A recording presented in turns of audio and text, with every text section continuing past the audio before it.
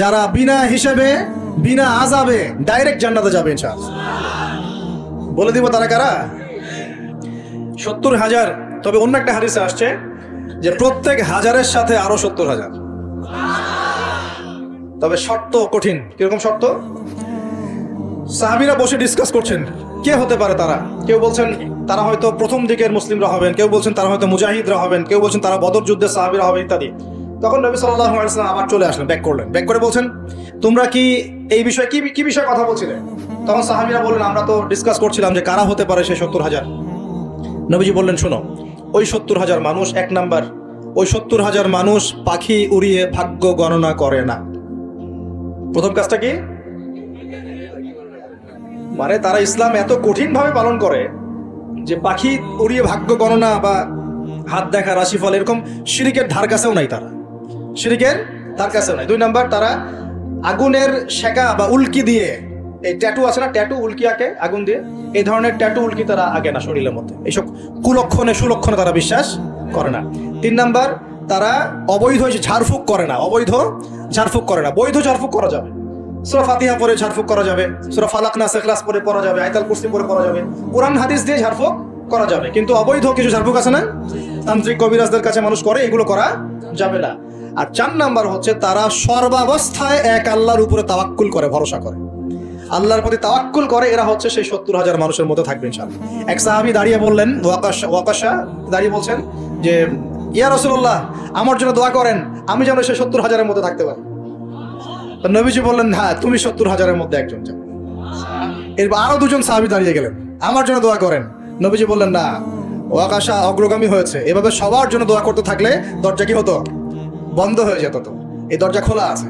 এই যুগের মানুষও হতে পারে, হতে পারে না?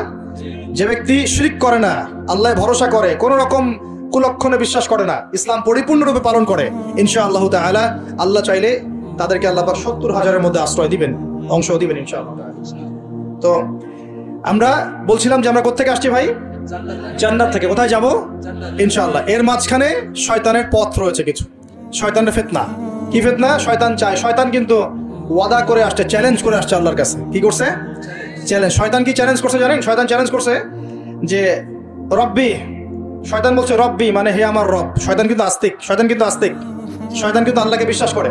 সে বলছে রব্বি, হে আমার রব, আনজিরনি, আমাকে অবকাশ দিন, ইলা ইয়াউমি ইউবআসুন, কিয়ামত দিবস পর্যন্ত অবকাশ দিন। আল্লাহ বলছেন ফাইন্নাকা মিনাল মুনজারিন, যাও, তোমাকে অবকাশ দেওয়া হলো। কিয়ামত পর্যন্ত সময় আল্লাহর কাছে এমন বড় কিছু নয়, খুব সামান্য। এবার সে বলছে রব্বি ফাবিমা আগওয়াইতানি, হে আল্লাহ, যে আদমের জন্য আজকে আমাকে জান্নাত থেকে বের করে দেয়া হলো সিজদা না করার কারণে, লা আকুদান্না লাহুম সিরাতাকাল মুস্তাকিম, ওই আদমকে জাহান্নামে নেয়ার জন্য আমি সরল পথে ওত পেতে বসে থাকবো। বসে থাকে না শয়তান? সুম্মা লাআতিয়ান্না মিন বাইনি আইদিহিম, খুব ভালো করে জায়গাটা বোঝেন প্রিয় ভাইরা। শয়তান চ্যালেঞ্জ করে বলছে সুম্মা, এর পরে আমি আসব আদম সন্তানের সামন থেকে। কোত্থেকে? এই সামন থেকে মানে অর্থ হচ্ছে দুনিয়া, মানে আপনাকে দুনিয়ার সমস্ত ফিতনা এসে প্রলুব্ধ করে রাখবে। কারণ দুনিয়া চোখের সামনে দেখা যায় না, দেখা যায় দুনিয়ার অভাবের ধোঁকা দিবে, বেকারত্বের ধোঁকা দিবে, হতাশা, এইটা সেইটা, স্বামী স্ত্রীর ফিতনা, পরিবারের ফিতনা, সামাজিক ফিতনা, আপনাকে দুনিয়ার এই ফিতনা এসে ব্যস্ত রাখবে, রাখে না?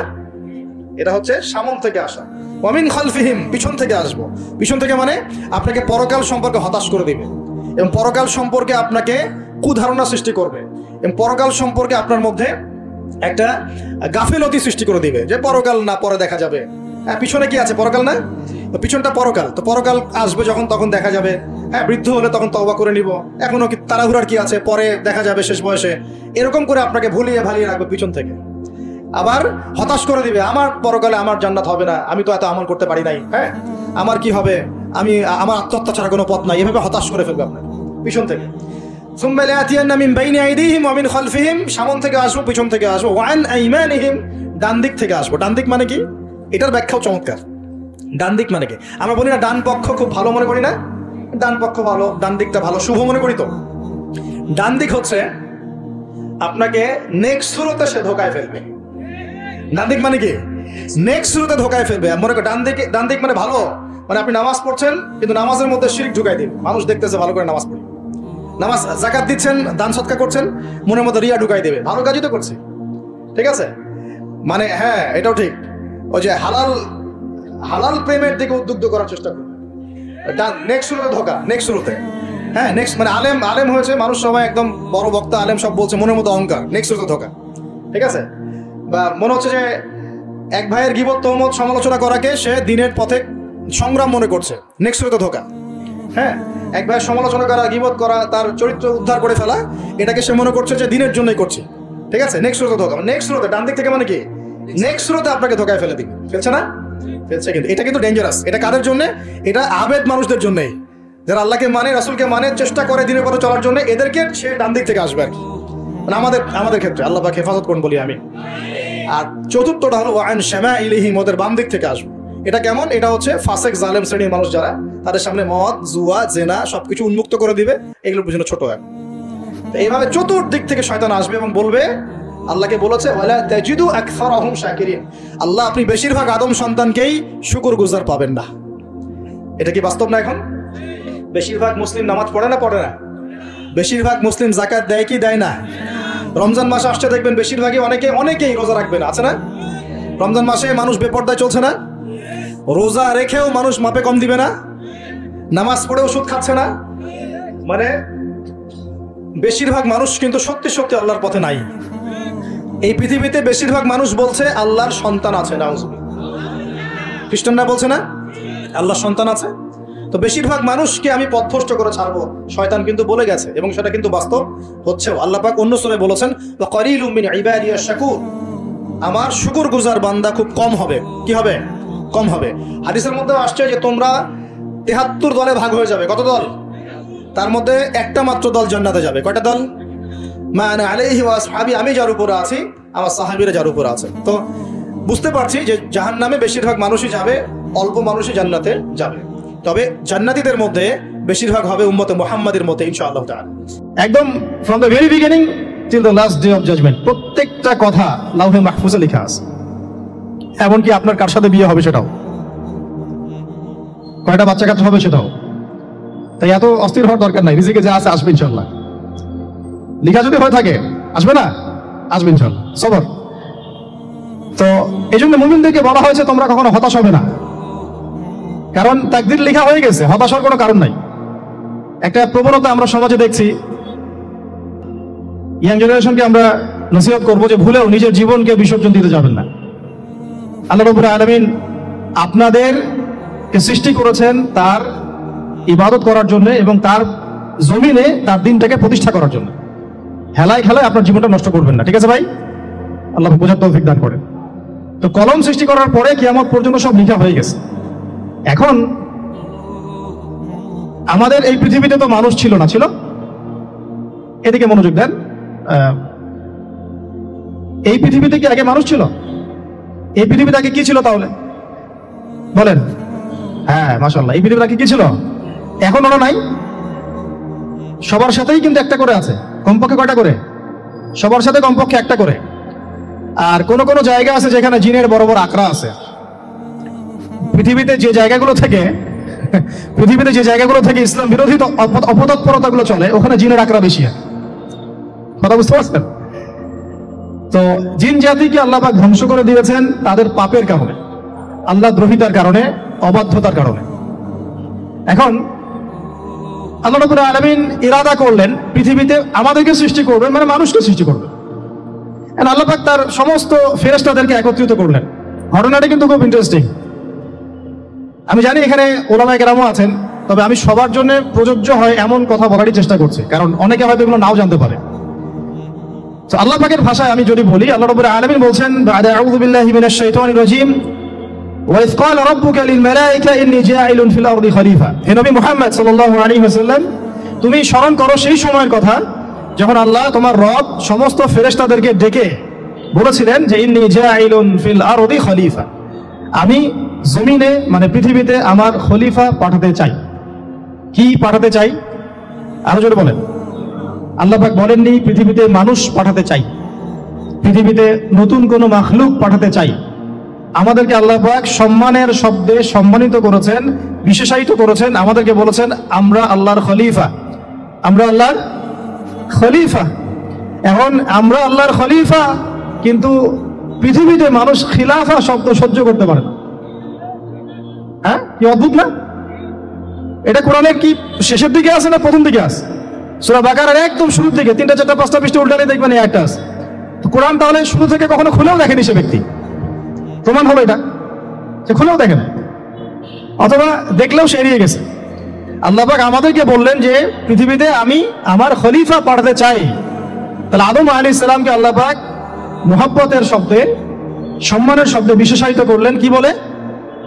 সুবহানাল্লাহ, সুবহানাল্লাহ। আর খলিফা কাকে বলে এটা আমি আপনাদেরকে বোঝাচ্ছি একটা দোয়া থেকে, একটা দোয়া থেকে। এই যে গাড়িতে করে আমরা বাসা থেকে আসলাম বা যখন কোনো সফরে যাই আমরা একটা দোয়া পড়ি, সুবহানাল্লাযী সাখখারা লানা হাযা ওয়া মা কুননা লাহু মুকরিনিন ওয়া ইন্না ইলা রাব্বিনা লামুনকালিবুন। এতটুকু তো পড়ি নাকি? এগুলো পড়তে হবে। বই মনে এসেছি শুধু লেকচার শোনার জন্য না, ছবি তোলার জন্য না, আজকে জীবনটা পরিবর্তন করার নিয়ত করে যাইতে হবে। ঠিক আছে ভাই? বই প্রকাশ করা, ছাপানো, বিক্রি করা, লেখা এর চেয়ে বড় কথা আমার জীবনটা ইলমের আলোয় আলোকিত করা। আমি বই লিখলাম ধরেন একটা, আমার মধ্যে সেই আমল নাই, লাভ নাই, লাভ আছে? আমি বই ছাপাইছি 100, 200, 500, 1000, আমি নিজেই আমল করি না, হবে?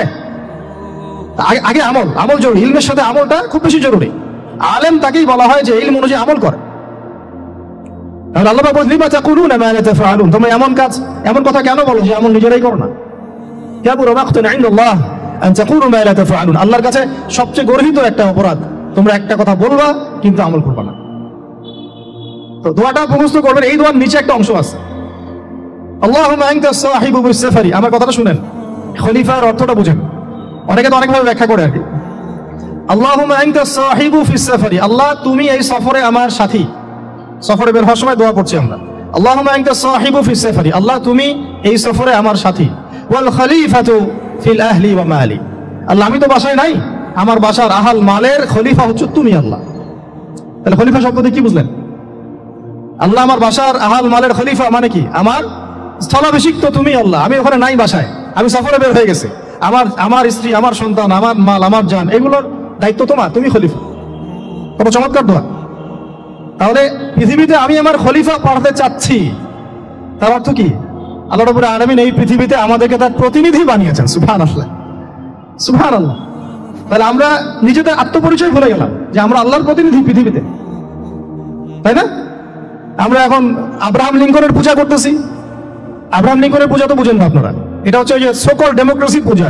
আল্লাহ পাক বলছেন ওয়াল্লামা আদামাল আসমাআ কুল্লাহা, আল্লাহ বলছেন আমি আদমকে এই মহাবিশ্বের যত নাম আছে, নাম, নাউন্স, ইসম সব শিক্ষা দিয়েছি। সুবহানাল্লাহ। এই মহাবিশ্বের যত নাউন্স, নাম, এখানে ইসম শব্দের অর্থ কিন্তু জ্ঞান। ইসম মানে কি? এখানে জ্ঞান। মহাবিশ্বের যে জ্ঞানগুলো আছে এই জ্ঞানগুলো আল্লাহ পাক আমাদের আদি পিতাকে শিক্ষা দিয়েছেন। আমাদের আদি পিতাকে আল্লাহ নিজে শিক্ষা দিয়েছেন। সৃষ্টিগতভাবে আমরা জ্ঞানী ছিলাম না, আল্লাহ পাক আমাদেরকে জ্ঞান শিক্ষা দিয়েছেন।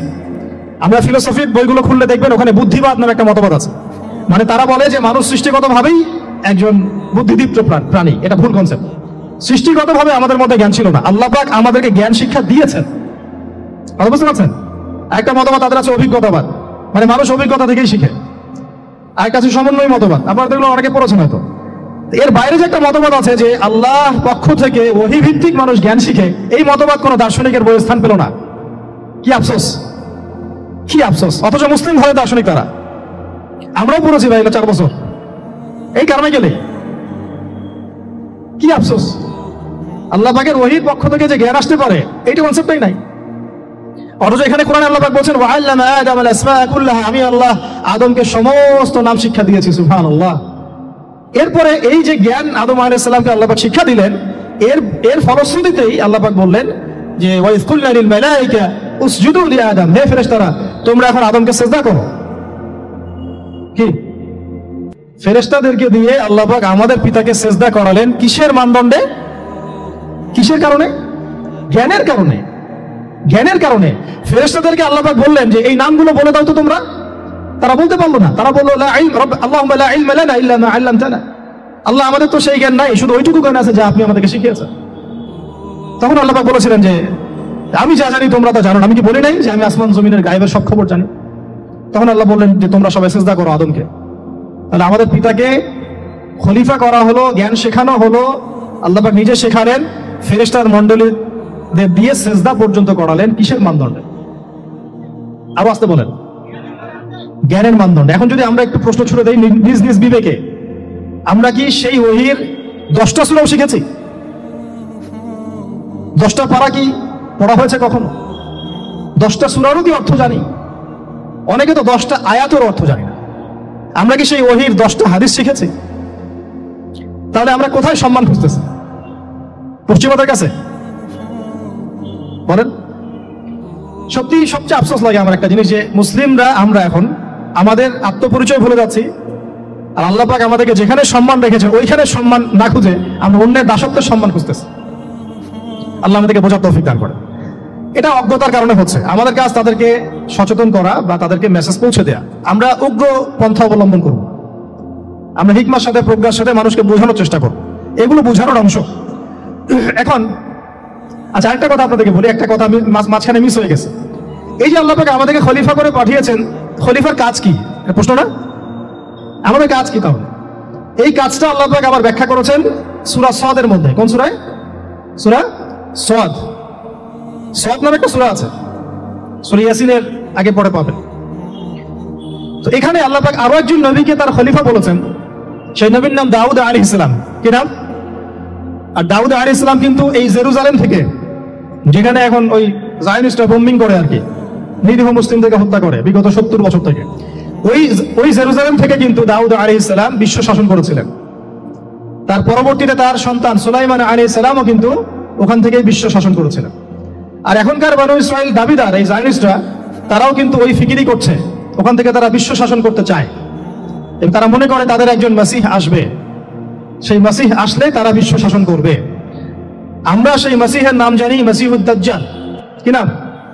এই দাজ্জালকে ওরা ওদের সত্য মাসিহ মনে করে, আমরা জানি হচ্ছে মিথ্যা ভণ্ড প্রতারক মাসিহ, অথচ ওরা মনে করে এটা হচ্ছে সত্য মাসিহ। এই জায়গায় তারা ধোঁকা খাচ্ছে। অথচ সত্য মাসিহ হচ্ছেন ঈসা আলাইহিস সালাম, যিনি আবার শেষ জামানায় আসবেন এবং তার হাতেই এই মাসিহুদ দাজ্জাল মারা যাবে। এবং তারপরে পুরো বিশ্বে আবার ওই খিলাফা কায়েম হবে, ওই যে খলিফা, ওটা সারা বিশ্বে কায়েম হবে। এই টাউন হলও বাদ যাবে না ইনশাআল্লাহ। এটা মানুষ মানতে চাচ্ছে না, কিন্তু মানুষ না মানলে কি? আল্লাহ পাকের নকশা সব আঁকা আছে, কখন কি হবে। কে কে কল্পনা করেছিল যে আজকে আপনারা বসে এখানে দিনের আলোচনা করবেন? হ্যাঁ, কল্পনা করা যায় তো? যে শব্দগুলো আপনারা বলছেন এগুলো বললেই তো নাই গায়ে, এখন বলছেন। কেউ কি কল্পনা করেছিল যে হঠাৎ করে এমন একটা সময় চলে আসতে পারে? কেউ কিন্তু কল্পনা করে না, আল্লাহ পাকের নকশায় ছিল। এখানে আমাদের একটা আফসোসের কথা, এখানে মাস্টারমাইন্ড আল্লাহ রাব্বুল আলামিন। প্রকৃত মাস্টারমাইন্ড কে? আমরা ক্রেডিট নেওয়ার প্রতিযোগিতায় ব্যস্ত হয়ে আছি এখন, কার কত ক্রেডিট নেওয়া যায়। এখানে এত ক্রেডিট পাওয়ার যোগ্য কেউ না, সমস্ত ক্রেডিট কার? আল্লাহ রাব্বুল আলামিন। এটা আল্লাহর সাথে গাদ্দারি করতে যায় না, তাহলে ভুলে যাও। কারণ আমি বারবার বলেছি আপনাদেরকে, কোরআন থেকে একটা শিক্ষা আমরা শিখেছি, একটা কম যখন মাজলুম থাকে, দুর্বল মাজলুম জুলুমের শিকার হচ্ছে, আল্লাহ পাক সেই কমটাকে বাঁচান, কোনো না কোনো একজন ত্রাণকর্তাকে পাঠান, কোনো একটা সূরাতে আল্লাহ পাক সেই কমকে বাঁচায় দেন। আবার যদি এই নিয়ামতটা পাওয়ার পরে ওই কম আবার এই জুলুম শুরু করে, আবার আল্লাহ দ্রোহিতা শুরু করে, আল্লাহ পাক তার চেয়ে বড় জালেম চাপাই দিবে। কথা বুঝতে পারছেন? আল্লাহর সাথে গাদ্দারি করতে চাই না, আল্লাহ পাক আমাদেরকে বোঝার তৌফিক দান করেন। খলিফার কাজটা কোথায় পাবেন? কোন সূরায় ভাই বলেন? সূরা সাদে আল্লাহ পাক দাউদ আলাইহিস সালামকে খলিফা সম্বোধন করে বলছেন, ইয়া দাউদ। কি চমৎকার আহ্বান! ইয়া দাউদ, হে দাউদ, ইন্না জাআলনাকা খলিফাতান ফিল আরদ। দেখো, আমি আল্লাহ তোমাকে পৃথিবীতে খলিফা করেছি। কি করেছি? খলিফা করেছি। তোমার কাজ কি? শোনো, ফাহকুম বাইনান নাসি বিল হক। বোঝার চেষ্টা করেন একজন খলিফার কাজ কি। খলিফা মানে আল্লাহর প্রতিনিধি, জমিনে যে দায়িত্বশীল, অন্য মানুষের উপরে যে দায়িত্বশীল, তার কাজ ফাহকুম বাইনান নাসি বিল হক, মানুষের মাঝে ন্যায় বিচার প্রতিষ্ঠা করবে, এটা তোমার কাজ। তাহলে এখন যারা আমরা এই জায়গায় আছি বা ভবিষ্যতে আসবো, আরো কাল আগাতে থাকবে, সময় আগাতে থাকবে, নতুন নতুন নেতৃত্ব আসবে, সবার ফাংশন একটাই, ফাহকুম বাইনান নাসি বিল হক। আমাদের কাজ হবে মানুষের মাঝখানে কি করা? ন্যায় বিচার, বিচার ফয়সালার ক্ষেত্রে ইনসাফ করা, ন্যায় বিচার করা। তো ন্যায় বিচার তো এখন জাদুঘরে আছে নাকি? হ্যাঁ, কোন কোন ক্ষেত্রে আমরা চাই না যে ন্যায় বিচার জাদুঘরে যাক, আমরা চাই আবারও ন্যায় এবং সাম্যের সমাজ প্রতিষ্ঠা হোক। ইনশাআল্লাহ এরপর থেকে আমরা কোনো অন্যায় সহ্য করবো না। ইনশাআল্লাহ এরপর থেকে আমরা কোনো জল্লাদতন্ত্র কায়েম করতে দিব না। আমাদের যা আছে তাই নিয়ে প্রতিবাদ হবে ইনশাআল্লাহ। কারণ এখনকার প্রজন্ম প্রতিবাদের ভাষা বুঝে। এখন যদি আপনারা আবার সেই প্রাচীন জুলুমের তন্ত্রে মন্ত্রে ফিরে যান, তাহলে আল্লাহর গজব চলে আসবে, বড় গজব। তো খলিফার কাজ কি ভাই? কি কাজ বললাম বলেন? মানুষের মাঝখানে ন্যায় বিচার প্রতিষ্ঠা করা। আচ্ছা, আরো আছে, শেষ হয় নাই। আল্লাহ পাক বলছেন ওয়ালা তাত্তাবিউল হাওয়া, ন্যায় বিচার করতে গিয়ে নিজের দাসত্ব মানে প্রবৃত্তির অনুসরণ করো না। ন্যায় বিচার করতে গিয়ে নিজের প্রবৃত্তির অনুসরণ করো না, মন গড়া বিধানের অনুসরণ করো না। আমার মামা, আমার চাচা, আমার খালু পার করে দিও না। প্রবৃত্তির অনুসরণ মানে কি? মন যাচাই তাই করো না। ন্যায় বিচার করতে গিয়ে আল্লাহ পাকের বিধান মেনে চলো। কারণ সূরা মাইদাতে আল্লাহ পাক বলেছেন আয়াত নাম্বার 44, 45, 47 ওয়ামান লাম ইয়াহকুম বিমা আনজালাল্লাহ ফাউলাইকা হুমুল কাফিরুন, যারা আল্লাহ পাকের হুকুম অনুযায়ী বিচার ফয়সালা করে না তারা কাফির। 45 গিয়ে আল্লাহ বলেন ওয়ামান লাম ইয়াহকুম বিমা আনজালাল্লাহ ফাউলাইকা হুমুল ফাসিকুন, যারা আল্লাহ পাকের বিধান অনুযায়ী বিচার ফয়সালা করে না এরা ফাসিক, পাপাচারী। 47 নম্বর আয়াতে গিয়ে আবার বলেন ওয়ামান লাম ইয়াহকুম বিমা আনজালাল্লাহ ফাউলাইকা হুমুজ জালিমুন, যারা আল্লাহর হুকুম বিধান অনুযায়ী বিচার ফয়সালা করে না এরা জালেম। তো কাফেরও বলেছেন আল্লাহ, ফাসিকও বলেছেন, জালেমও বলেছেন। তাহলে বিচার ফয়সালা করার ক্ষেত্রে আল্লাহ পাকের বিধানকে সর্বোচ্চ অগ্রাধিকার দিতে হবে, নিজের প্রবৃত্তির অনুসরণ করা যাবে না। যদি করে তাহলে কি হবে? ইউদিল্লাকা আন সাবিলিল্লাহ, তাহলে এটা তোমাকে আল্লাহর রাস্তা থেকে সরাই নিয়ে যাবে। এর ফলে কি হবে? জেনে রেখো ইন্নাল্লাযীনা ইউদিল্লুনা আন সাবিলিল্লাহ লাহুম আযাবুন শাদীদ বিমা নাসু ইয়াউমাল হিসাব। এটা পরে দেয়, নিশ্চয়ই যারা আল্লাহ পাকের সরল পথ থেকে বিচ্যুত হয়ে গেছে তাদের জন্য কাল কিয়ামতের মাঠে আছে আযাবুন শাদীদ। আযাবুন শাদীদ মানে কঠিন কঠিন যন্ত্রণাদায়ক শাস্তি, এই কারণে যে তারা কিয়ামতের দিনটাকে ভুলে গিয়েছে। শাদীদ এর অর্থটা কি এটা বোঝার জন্য আপনাকে সূরা হাদীদ পড়তে হবে। কোন সূরা? আসলে কোরআনের আয়াতগুলো হচ্ছে আকাশের তারার মতো। তারা দেখবেন আকাশের, তারা দেখাও সুন্নত।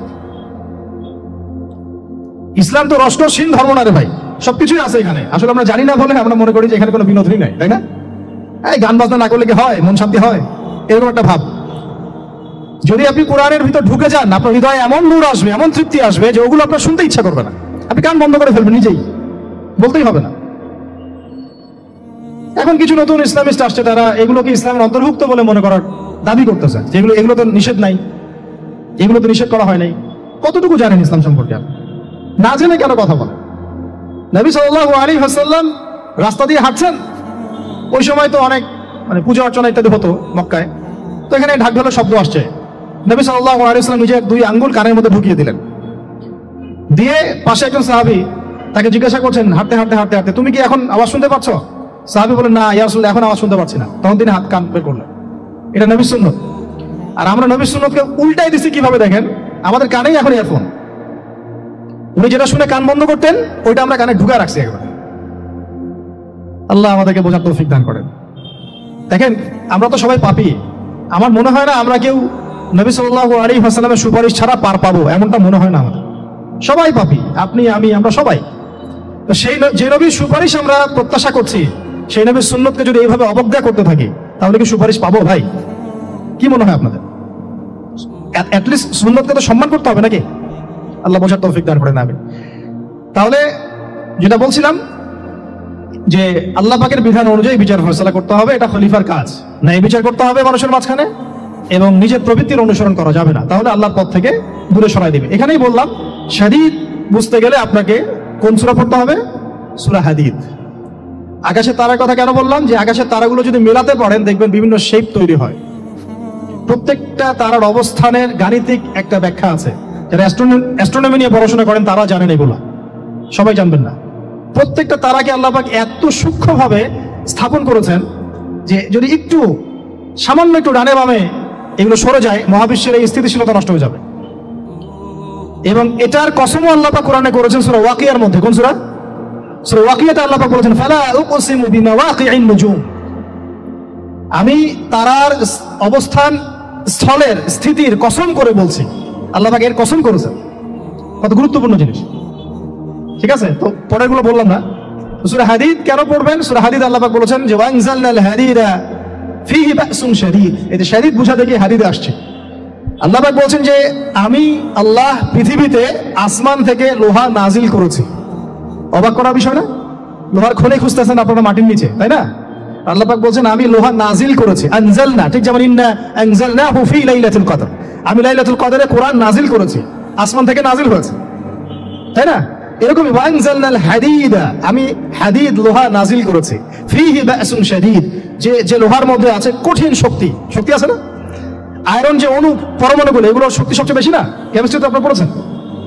তাহলে এখন আল্লাহ পাক বলছেন কিয়ামতের দিন তাদের জন্য আযাবুন শাদীদ, যারা আল্লাহ পাকের খলিফার দায়িত্ব পালন করবে না, যারা খলিফার দায়িত্ব পেয়েও ন্যায় বিচার করবে না, ইনসাফ করবে না, প্রবৃত্তির অনুসরণ করবে, ঠিক আছে, আল্লাহর পথ থেকে বিচ্যুত হয়ে যাবে, তাদের জন্য কিয়ামতের মাঠে এই শাস্তি আছে।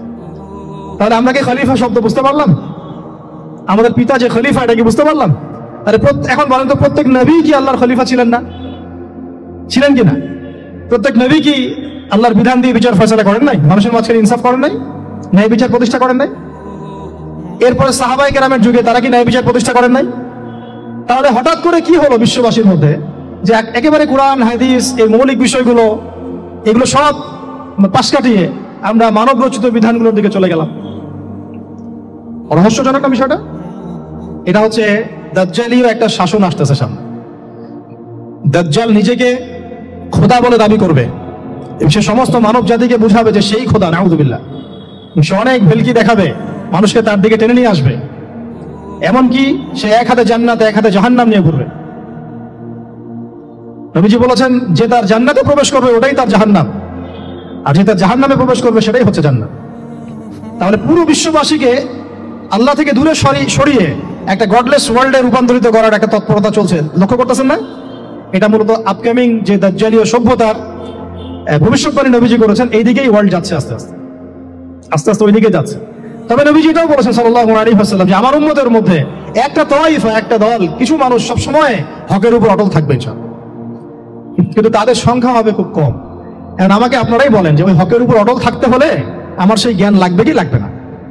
বলেন। যেই জ্ঞান আমাদের পিতাকে শেখানো হয়েছে, দেখবেন প্রত্যেকটা মানুষের মধ্যে কিছু প্রতিভা আছে, সৃজনশীলতা আছে, আছে না? একটা বুদ্ধিদীপ্ত একটা তাড়না মানুষের ভিতরে কাজ করে। এটা কোত্থেকে আসছে জানেন? আমাদের পিতার ডিএনএ থেকে আসছে। আমাদের পিতার ডিএনএ থেকে, আমরা কিন্তু সবাই তার সন্তান। এরপরে পৃথিবীতে মানুষ পাপাচারে যখন লিপ্ত হলো প্রচন্ড রকম, তখন নূহ আলাইহিস সালামকে আল্লাহ পাক পাঠান এবং তিনি প্রায় 950 বছর দাওয়াতের কাজ করলেন, 40টা বা 80টা পরিবার ইসলাম কবুল করলো। তখন আল্লাহ পাক এই মুমিনদেরকে বাদ দিয়ে সবাইকে গারদ করে দিলেন, ধ্বংস করে দিলেন। মানে আমরা যারা পৃথিবীতে এখন বেঁচে আছি, যে আপনি আমি, আপনাদের নাম আমি জানি না, আমরা যারা বেঁচে আছি, আমরা কিন্তু কোনো না কোনো ভাবে ওই 40 বা 80 পরিবারের সন্তান। আমরা আত্মীয়, কিন্তু আমরা সবাই কিন্তু আত্মীয়, জানেন? 40টা বা 80টা পরিবার বাদ দিয়ে বাকি সব মানুষকে আল্লাহ পাক ধ্বংস করে দিয়েছিলেন নূহ আলাইহিস সালামের মহাপ্লাবনে। ঘটনা জানেন না? 40 বা 80টা পরিবারকে বাদ দিয়ে বাকি সবাইকে আল্লাহ পাক ধ্বংস করেছেন ওই মহাপ্লাবনে। তাহলে এখন এই বিশ্বে যত মানুষ আছে তারা কয়টা পরিবারের সন্তান? ওই 40-80। আমরা কোনো না কোনো ভাবে একে অপরের আত্মীয় হই। এতগুলো কথা আমি ভূমিকায় বলতে চাই নাই, শুধু মূল কথাটা হচ্ছে এখানে ভাই আমাদের সবাইকে আগে বেসিকটা ঠিক করতে হবে। রাজি আছে কি নাই? ওয়াজ শুনে কোনো লাভ নাই ভাই, আমার ওয়াজ শুনে কোনো লাভ হবে না। আপনি যদি আপনার বেসিক ঠিক না করেন, আমার ওয়াজ করেও কোনো লাভ নাই। আপনাকে হয়তো এটার জন্য আমি কিছু আজাদ পাবো, নিয়ার ঠিক থাকলে আপনি শুনেছেন, আপনার কোনো ওজোর থাকবে না কালকে আমাদের মাঠে, বাস এতটুকুই। আদতে এই বাংলার জমিনে দিন কায়েম হবে না। আর আমার মনে হয় না যে আমরা সবাই চাই যে আমরা দিনটা কায়েম করি। আমার মনে হয় না আমরা সবাই এটা চাই। গুটি কয়েক কিছু মানুষ চায়, বাকিরা মনে করে কি দরকার এত ঝামেলায় যাওয়ার, কি দরকার? ভালোই তো আছি, স্ত্রী সন্তান বউ বাচ্চা নিয়ে আসি, চাকরি বাকরি করছি, ব্যবসা বাণিজ্য করছি, খাচ্ছি যাচ্ছি, এভাবেই কবরে যাবো। কয়জন ফিকির করে যে আমি একটা তাফসীর লিখে যাই, বা একটা বই লিখে যাই, বা আমি অ্যাটলিস্ট কিছু হকের কথা বলে যাই, বা আমি অ্যাটলিস্ট একটা অ্যাসোসিয়েশন ফর্ম করি, দিনের জন্য কিছু করি, বা আমি অ্যাটলিস্ট একটা মসজিদ মাদ্রাসা করে তুলি, বা আমি যুবকদেরকে শিক্ষিত করার জন্য বা দিনের পথে আনার জন্য কোনো ফিকির করি, বা আমি আলেমদেরকে একসাথে করার একটা ফিকির করি। কয়জনের এই ফিকিরগুলো থাকে আসলে? সেলফি, ভিডিও, ছবি, এই মানে বাহ্যিক আবেগ, এগুলো দিয়ে ভাই কিচ্ছু হবে না। আমার আগে এখানে বসে বসে, এরকম মঞ্চে বসে বসে বহু বরেণ্য ওলামায়ে কেরাম ওয়াজ করে গেছেন বাংলার মাটিতে, এবং তাদের অনেকেই কারাগারে চলে গেছেন। বহু মানুষ তাদের ওয়াজ শুনে ঠিক ঠিক বলতো, গরম গরম গরম গরম বক্তব্য দিতেন, এবং মানুষও ঠিক ঠিক বলতেন। জনগণও তাকে আরুষকে দিত যেন সে আরো গরম গরম বক্তব্য দেয়। হ্যাঁ, বিশ্বাস করেন বিগত তারা যখন নাই, বিগত 1 বছর 2 বছর 3 বছর 4 বছর 5 বছর চলে যায়, ওই ঠিক বলা জনগণ একবারও তাকে খোঁজ দিতেও যায়, একদিনও দেখতে যায়নি তাকে, একদিনও তার পরিবারের খবর নেয় নাই, একদিনও জানে নাই তার স্ত্রী কিভাবে রাত কাটাইছে, একদিনও তার সন্তানের খোঁজ নেয় নাই, তাকে এই বিপদ থেকে মুক্ত করার জন্য টাকা পয়সা খরচ করে নাই, মামলা মোকদ্দমায় দৌড়াদৌড়ি করে নাই। আমরা ফ্যান্টাসিতে দিন কাজ করতে পারবো। আমার কথা একটু তিক্ত, কিন্তু কথাগুলো বাস্তব। আজ না হোক কাল বুঝবেন ইনশাল্লাহ, আজ না হোক কাল বুঝবেন ইনশাল্লাহ।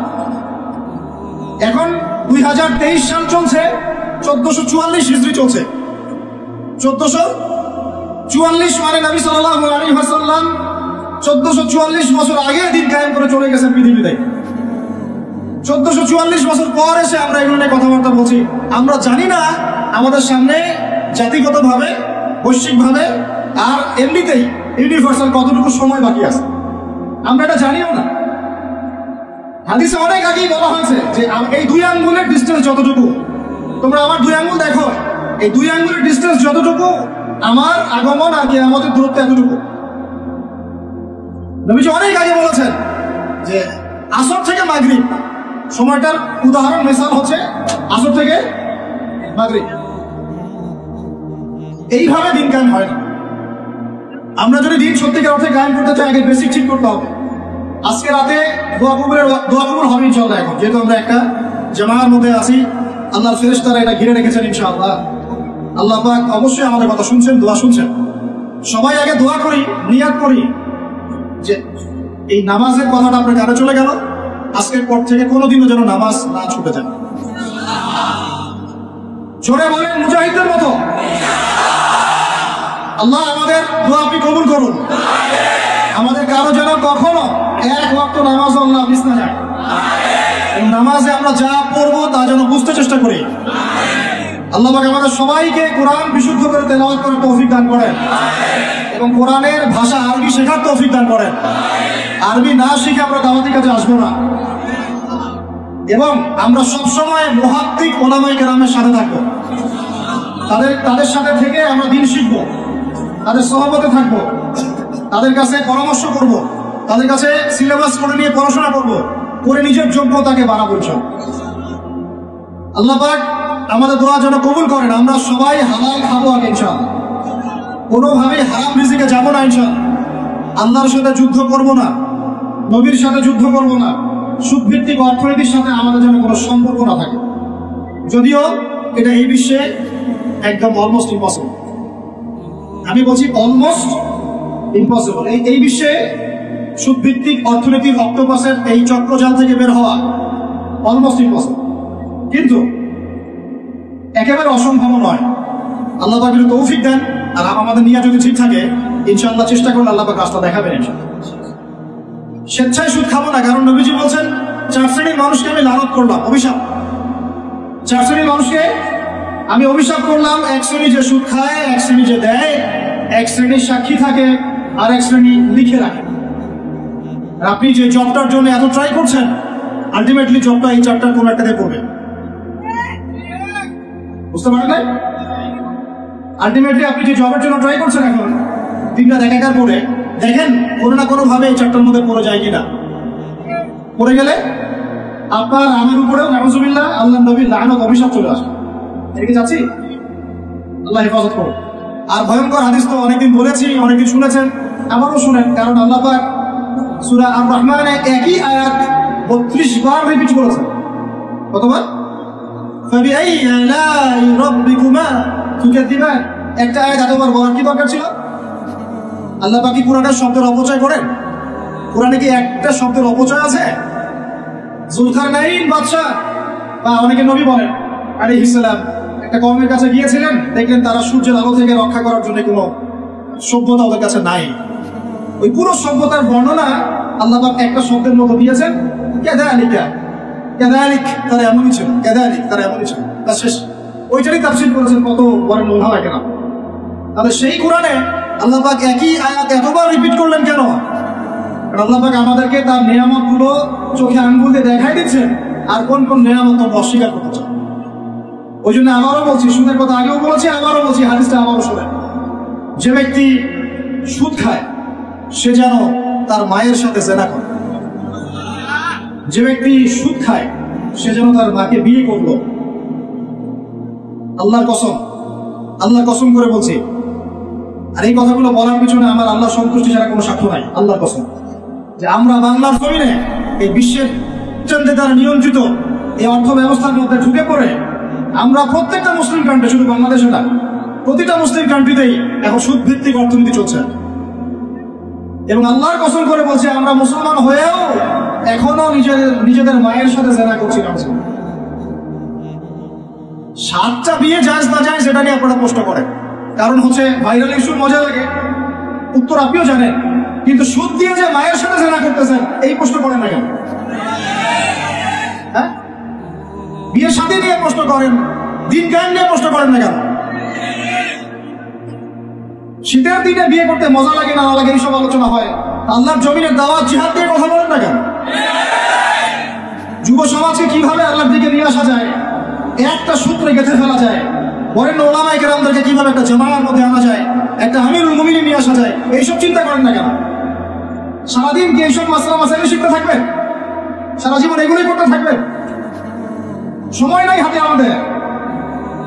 এই জায়গাগুলো কে পূরণ করবে? এই জায়গাগুলো তো খালি হয়ে যাচ্ছে দিন দিন। কে পূরণ করবে? অনলাইনে বসে বসে পোস্ট লেখা সহজ, সমালোচনা করা সহজ, একটা কমেন্ট করা সহজ, লাইক শেয়ার দেওয়া সহজ। এই চেয়ারগুলো আপনি এসে পূরণ করেন, আসেন। এই চেয়ারগুলো উম্মার নেতৃত্ব প্রদানকারী জায়গাগুলো আপনারা পূরণ করেন, আসেন। পড়াশোনা করেন, সাহসী হন, সবরের পরিচয় দেন, মুজাহাদা করেন, প্রশিক্ষিত হন, ওই আসেন, কথা বলেন, জামায়া গড়ে তোলেন, উম্মাকে নেতৃত্ব দেন, আসেন। এই জায়গাগুলো কাদের জন্য ছেড়ে দিচ্ছেন আপনারা? এই উম্মার দায়িত্ব আবু তো আদনানের নয়, এই উম্মতের দায়িত্ব আব্দুল মালিক সাহেবের, এই উম্মতের দায়িত্ব এই মুস্তাকুল নবী হুজুর, ওসামা ভাই, আহমদুল্লাহ হোসেন, এই ইন্ডিভিজুয়াল মানুষদের নয়। একজন ব্যক্তির উপরে, কয়েকজন ব্যক্তির উপরে আপনি দায়িত্ব চাপাই দিতে পারবেন না। উম্মার প্রত্যেকটা ব্যক্তির দায়িত্ব আছে এই উম্মাকে বিজয়ী করার জন্য। আর আপনি চিন্তা করেন, আয়নার সামনে দাঁড়ান, আয়নার সামনে দাঁড়ায় চিন্তা করেন না যে সারাটা জীবনে 30-32 বছর বয়স হয়ে গেল, 40-50 হয়ে গেল, এই উম্মাহ আপনার কাছ থেকে কি পেয়েছে এখন পর্যন্ত? এই উম্মাহ আপনার কাছে কি পেয়েছে? কয়টা বই পেয়েছে? কয়টা লেকচার পেয়েছে? কয়টা অ্যাসোসিয়েশন পেয়েছে? কয়টা ইকোনমিক প্রজেক্ট পেয়েছে? কয়টা জামাত, কয়টা ইমারা, কয়টা দাওয়া, কয়টা মসজিদ, কয়টা মাদ্রাসা, কি পেয়েছে উম্মাহ আপনার কাছে? আমি আপনার কলমে আঘাত করতেই আসছি। আমার কথা আপনি আঘাত পাবেন আমি জানি। এই আঘাতটা আপনাকে আল্লাহর পথে নিয়ে আসবে ইনশাআল্লাহ। এই আঘাতটা ইনশাআল্লাহ আমাদের এই তরুণ ভাইদেরকে আল্লাহর পথে নিয়ে আসবে ইনশাআল্লাহ। সাহসী মানুষদের মতো বলেন ইনশাআল্লাহ। এই আওয়াজগুলো ইনশাআল্লাহ আমাদেরকে আল্লাহর পথে নিয়ে আসবে ইনশাআল্লাহ। প্রত্যেক ঘরে ঘরে একজন করে হাফেজ তৈরি করেন, প্রত্যেক ঘরে ঘরে একজন দিনদার মেয়েকে বিয়ে করেন, প্রত্যেক ঘরে ঘরে যে বাচ্চাগুলো হবে এই বাচ্চাগুলোকে ইসলামী শিক্ষা শিক্ষিত করেন, প্রত্যেক ঘরে ঘরে অন্তত একটা করে আলেম তৈরি করেন, একটা আইয়ুবী দেন আমাদেরকে, একটা খালিদ বিন ওয়ালিদ দেন, একজন আপনি আমাকে ওমর ইবনে খাত্তাব দেন, একজন মুসআব বিন উমাইর দেন, একজন খুবাইব দেন, একজন মুসা বিন নুমাইর দেন। কাদের নাম বলবো? একজন তারিক বিন জিয়াদ দেন, একজন বিন কাসিম দেন। একটা সন্তান দেন আমাদের, একটা সন্তান মানুষ করেন, একটা। 10টা-20টা বাচ্চা নিচ্ছি, একটাও মানুষ হয় না। আলেম পরিবারের সন্তান মুদিখানার দোকানে ব্যবসা করে কেন খাবেন আপনি? আপনার এই উম্মতের উপর দায়িত্ব আছে। আমাদের দায়িত্ব খালি মধু বিক্রি করা, তুমি বিক্রি করা, আতর বিক্রি করা। ইসলামের দিকে আসার সাথে সাথেই কেন আপনার দিকে চলে যান? উম্মাকে কে নেতৃত্ব দিবে? আমরা দিব? আমাদের কোনো ক্ষমতা আছে? আমাদের কোনো জ্ঞান আছে? আমাদের কোনো সেই যোগ্যতা আছে? আমাদের দিকে আঙ্গুল তুলতে পারবেন আপনি? কারণ আল্লাহর কসম, আল্লাহর জমিনে সবচেয়ে গুনাহগার বান্দা আমরাই। যদি আমরা সত্যিকারের নেতৃত্ব প্রদান করার যোগ্যতা অর্জন করতে পারতাম, এতদিনে আমাদের হাতে দিন বিজয় হয়ে যেত। নাই সেটা আমার মধ্যে, নাই সেটা হয়তো আমাদের মধ্যে পারছি না আমরা। আপনাকে দায়িত্ব নিতে হবে। একজন ভাই গার্মেন্টস ব্যবসায়ী, তিনি এত বড় একটা আয়োজন করতে পারেন, তার দায়িত্ব পালন করতে পারেন। আপনারও তো অর্থ সম্পদ আছে, একটা ইসলামিক ইউনিভার্সিটি করেন, একটা বড় একটা মার্কাজুল কোরআন, মার্কাজুল ইলম গড়ে তোলেন, ওলামায়ে কেরামদের একটা জামায়া গড়ে তোলেন। কিছু পারেন না, অথেন্টিক বইগুলোকে প্রচার করার ব্যবস্থা করেন, কিছু অথেন্টিক মিডিয়া প্রডিউস করেন। তোমরা জেনারেল লাইনে পড়াশোনা করে কয়জন বিজ্ঞানী হচ্ছে? একটা সফটওয়্যার আবিষ্কার করতে পারছি না আমরা ইসলামিক।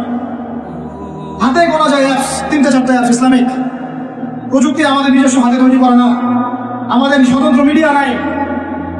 এই মিডিয়াগুলো দিয়ে কিছু হয় না, এগুলো বরং কোনো কোনো ক্ষেত্রে ফেতনাও ছড়ায় বেশি। হিংসা নিয়ে যদি মানুষ পরকালে যায়, নেক আমলগুলো আগুনের মতো খেয়ে ফেলবে। নবী সাল্লাল্লাহু আলাইহি ওয়াসাল্লাম বলেছেন। আমরা এটাকে ফরজ করে নিয়েছি নিজেদের মধ্যে।